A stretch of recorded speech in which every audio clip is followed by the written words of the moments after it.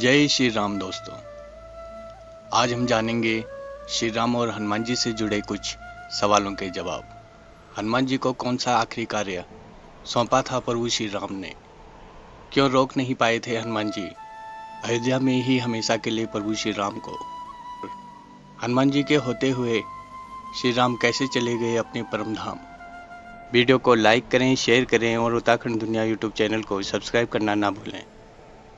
श्री राम ने हनुमान जी को आवाज़ लगाई तो हनुमान जी तुरंत प्रभु श्री राम की सेवा में हाजिर हो गए। राम जी ने कहा, हनुमान, मेरी अंगूठी मेरी उंगली से निकलकर फर्श के इस छोटे से छेद में गिर गई है, तुम जाकर इसे बाहर ले आओ। हनुमान जी भगवान श्री राम का आदेश मानकर अपना सूक्ष्म रूप धारण करके उस छेद में चले गए जहां अंगूठी गिरी थी। लेकिन हनुमान जी को आश्चर्य तब हुआ जब वह उस छेद में घुसते ही चले गए, लेकिन उस छेद का अंत नहीं हुआ और ना ही वहां प्रभु श्री राम की अंगूठी दिखी।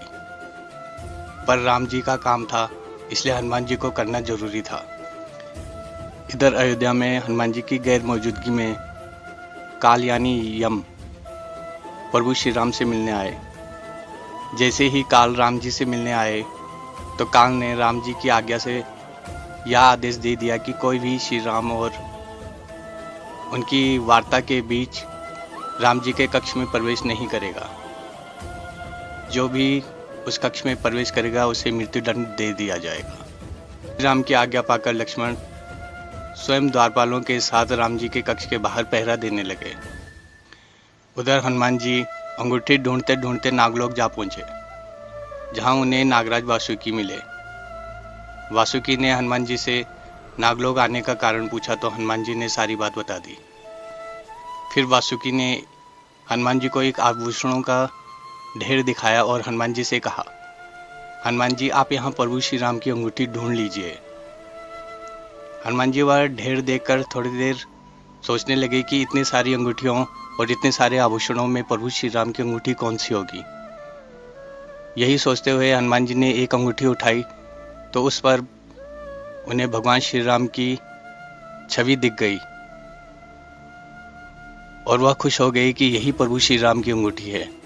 लेकिन तभी उन्होंने एक और अंगूठी उठाई तो उस पर भी प्रभु श्री राम के दर्शन हुए।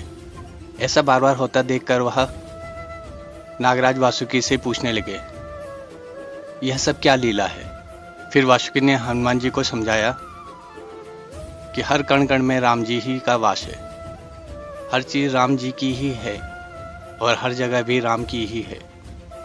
चाहे वह नागलोक हो, चाहे पृथ्वी हो, या चाहे आकाश या सारा ब्रह्मांड हो, हर जगह प्रभु श्री राम की ही है और उनका पावन धाम बैकुंठ है। आज तो राम जी धरती पर हैं, ना जाने कब अपने परम धाम बैकुंठ चले जाएं। उधर अयोध्या में श्री राम से यम ने कहा, प्रभु, आपके द्वारा रावण का वध हो जाने से पृथ्वी पर धर्म की स्थापना हो चुकी है और साथ ही साथ धरती पर अवतार लेने का आपका और शेषनाग यानी लक्ष्मण जी का उद्देश्य और समय भी पूरा हो चुका है। इसलिए अब आप दोनों को अपने परम धाम वापस चलना चाहिए। राम जी के कक्ष के बाहर लक्ष्मण पहरा दे रहे थे, तभी वहां श्री राम से मिलने ऋषि दुर्वासा आ गए और राम जी से मिलने का हठ करने लगे। लक्ष्मण के लाख समझाने पर भी ऋषि राम से मिलने की हठ नहीं छोड़ पाए और अयोध्या नगरी को ही शाप देने के लिए आतुर हो गए। फिर मजबूरी में लक्ष्मण जी को राम से मिलने जाना ही पड़ा। काल और राम जी लक्ष्मण को वहां आते हुए देखकर चकित रह गए। यम लक्ष्मण को देखकर वहां से चले गए और लक्ष्मण जी को मृत्युदंड देने का समय आ गया। तब ऋषि वशिष्ठ और अन्य ऋषियों ने श्री राम को समझाया कि मृत्युदंड देना या किसी व्यक्ति का त्याग कर देना एक समान ही होता है। राम जी को लक्ष्मण जी का त्याग करना पड़ा। लक्ष्मण जी श्री राम से आज्ञा पाकर सरयू नदी की ओर चल पड़े और वहां समाधि लेकर शेषनाग रूप में बैकुंठ जाकर माता सीता के लक्ष्मी रूप के साथ प्रभु श्री राम के लौटने की प्रतीक्षा करने लगे। उसके बाद प्रभु श्री राम ने भी सरयू नदी में जाकर जल समाधि लेकर नारायण रूप में बैकुंठ की ओर प्रस्थान किया। उधर नागराज वासुकी की बातों को सुनकर हनुमान जी को सारी बात समझ आने लगी कि वासुकी ऐसा क्यों कह रहे हैं और राम जी ने उन्हें अंगूठी लाने के लिए नागलोक तक क्यों भेजा है। जब तक हनुमान जी राम जी को रोकने वापस धरती लोक आए, तब तक श्री राम अपने परम धाम जा चुके थे।